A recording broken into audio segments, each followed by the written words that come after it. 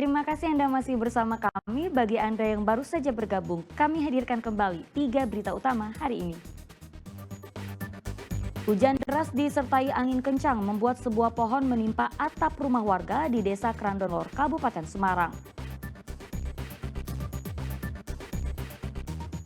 Seekor sapi betina di Banyumas tercebur sumur sedalam 10 meter.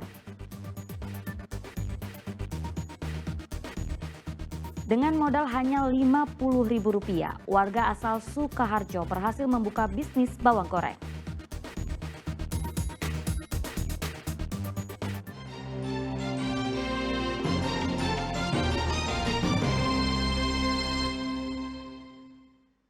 Seekor sapi betina di Banyumas tercebur sumur sedalam 10 meter. Tim damkar dan BPBD butuh waktu 4 jam untuk mengevakuasi sapi.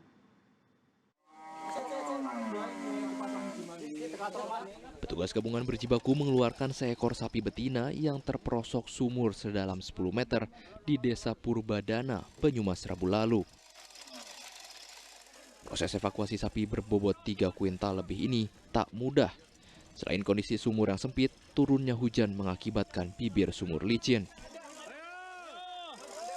Setelah berjibaku selama 4 jam, sapi betina yang sedang bunting ini akhirnya bisa dievakuasi dalam kondisi lemas.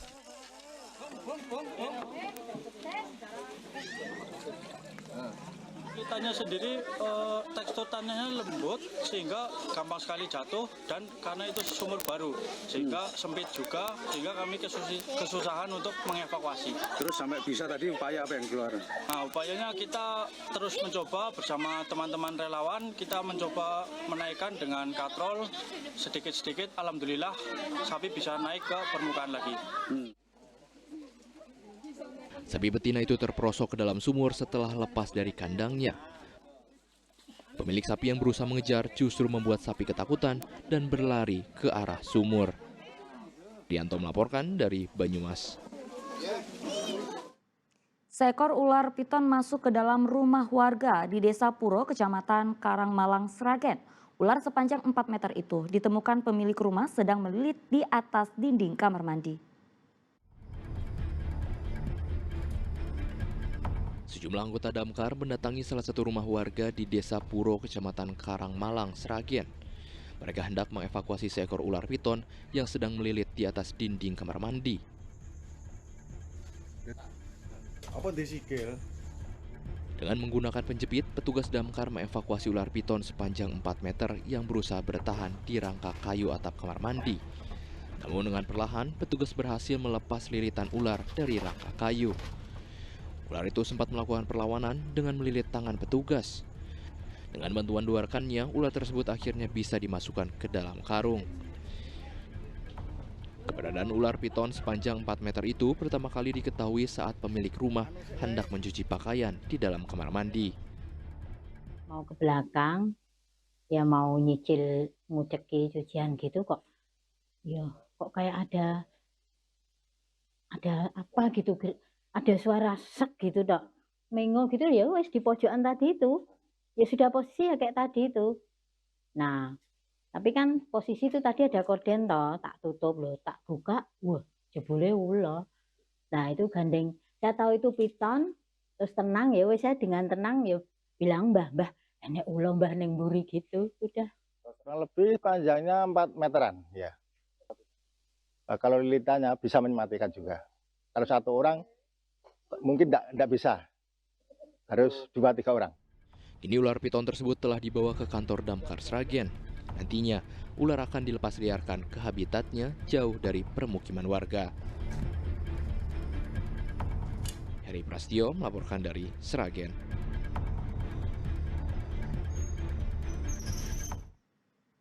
Ya, berbagai persiapan dilakukan PT KAI Daop 4 Semarang untuk menyambut Natal dan Tahun Baru. Di antaranya PT KAI mulai memperbaiki dan merawat kereta api yang akan digunakan pada perayaan Nataru.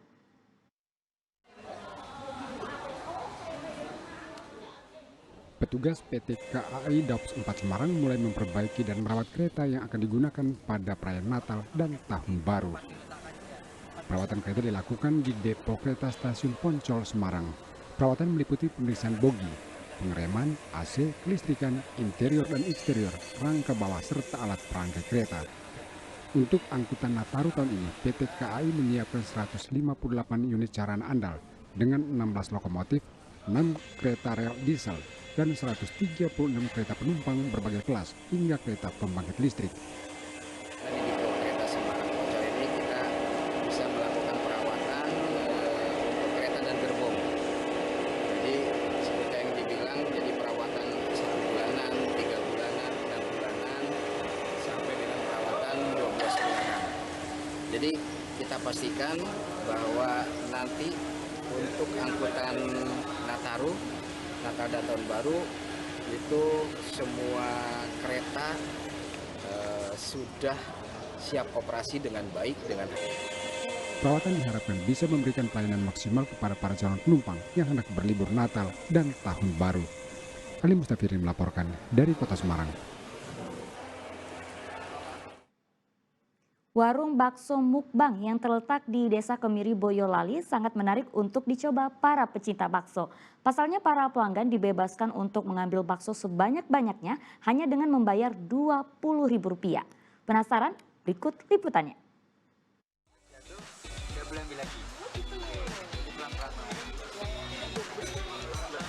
Jika biasanya konsep mukbang hanya tersedia untuk makanan-makanan mancanegara, warga Boyolali ini menerapkan konsep mukbang pada warung bakso miliknya. Ya, warung bakso yang bertempat di Desa Kemiri, Kecamatan Mojosongo ini tampil beda dengan konsep bakso prasmanan. Setiap pelanggan dibebaskan untuk mengambil bakso sebanyak-banyaknya. Ketentuannya, pelanggan harus berhenti apabila ada bakso yang terjatuh. Satu porsi bakso berisi mie, bihun, pangsit, tahu, serta ragam pelengkap bakso lainnya. Harganya pun terjangkau. Pengunjung hanya perlu menyiapkan kocek sebesar Rp20.000 saja. Luar biasa ya, jadi ini pentol dengan bayar 20.000 kita bisa makan sepuasnya, jadi kita bisa ngambil sebanyak-banyaknya, keren, enak. Terus dengan harga segitu masuk nggak sih? Masuk, kalau kita ngambil banyak, segunung itu murah sih. Rasanya sendiri? Rasanya enak. Tadi ngambil berapa butir, Mbak? Aku nggak ngitung berapa, banyak tadi ngambilnya. Ya worth it banget sih, soalnya kita bisa ambil sepuasnya, bisa apalagi pas lagi lapar gitu ya, wajib banget nyoba di sini, ya karena rasanya juga enak, mantap, dagingnya kerasa, terus ya toppingnya juga bisa ambil sepuasnya juga, apalagi ya ada pangsitnya, ada tahunya, ada baksonya yang lumayan besar-besar juga. Seluruh pengunjung diwajibkan untuk menghabiskan makanannya. Jika tidak, maka akan dikenakan denda sebesar Rp20.000. Kita buat warung bakso ini dengan harga 20.000, bisa ngambil sendiri. Nanti ada isiannya mie, terus pangsit, tahu, sama ngambil baksonya sepuasnya. Tapi ada peraturannya. Peraturannya nanti kalau ngambil baksonya jatuh dari mangkoknya itu sudah berhenti. Kalau tidak habis kita denda 20.000 lagi. Senin sampai Jumat itu 500-an, tapi kalau weekend bisa sampai 1.000. Harga yang terlampau murah dengan rasa yang memanjakan lidah membuat warung tak pernah sepi pengunjung. Warung ini pun dapat menghasilkan hingga 500 mangkok per hari loh. Pengunjung pun dibebaskan untuk menghabiskan waktunya tanpa ada batasan jam. Gimana? Tertarik untuk mencoba? Yulianto melaporkan dari Boyolali.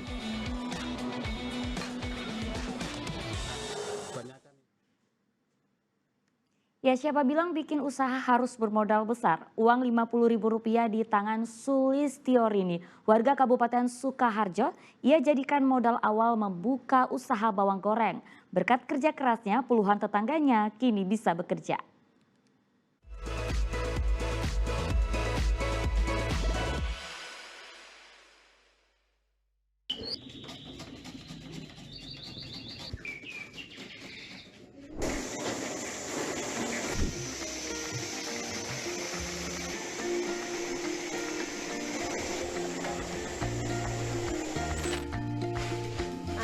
ajak saya keliling dari sekolah satu ke sekolah satu ke sekolah satu gitu. Akhirnya sehari bawa 10 toples, besok bawa 20 toples, kok habis. Akhirnya yang dulunya pesen cuma buat dikonsumsi sendiri, untuk konsumsi sendiri, akhirnya lama-lama ikut jualan produk saya.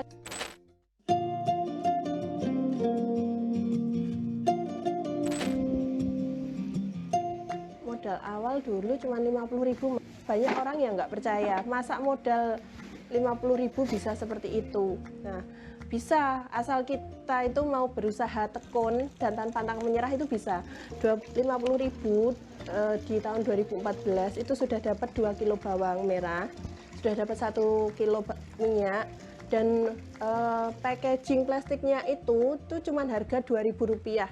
Itu sudah bisa dapat 100 piece. Itu. Jadi di model 50.000 ini kalau udah dibikin bawang goreng itu nanti bisa untungnya itu bisa 20 sampai 30.000. Jenis bawangnya itu kita dari Tawangmangu. Ada 2, yang satu dari Brebes, yang satu dari Tawangmangu. Kalau yang Brebes itu cita rasanya gurih, wangi. Nah, tapi kalau yang dari Tawangmangu ini cita rasanya manis, gurih, wangi. Jadi kalau buat cemilan itu lebih enak yang Tawangmangu. Waktu awal pertama buka belum, terus semakin hari kan banyak pesanan. Akhirnya dibantuin sama kakak dan tetangga-tetangga sebelah. Kesulitan di awal dulu itu karena masih manual ya.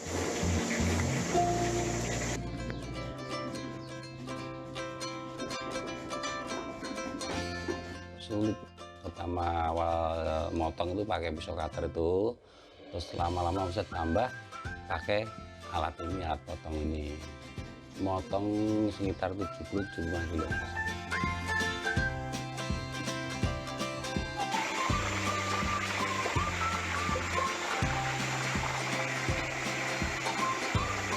Sistem penjualannya di tempat saya itu ada online, ada offline. Harga kemasan dari tempat kami itu dari harga 35 sampai 180.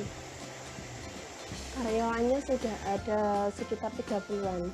Usaha bawang goreng saya ini bisa menjadi bisa menjadi ladang pahala saya untuk bisa meringankan beban tetangga-tetangga saya, bisa bermanfaat untuk lingkungan saya, untuk orang banyak.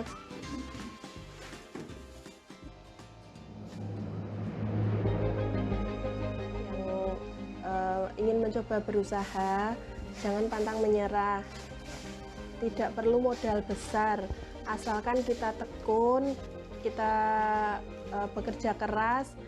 Karena kalau sesuatu itu kalau kita lagi coba sebentar, oh kok hari ini jualan ini belum laku, terus kita menyerah, ya udah sampai di situ saja. Jadi jangan cepat menyerah, selalu berusaha dan berani berubah.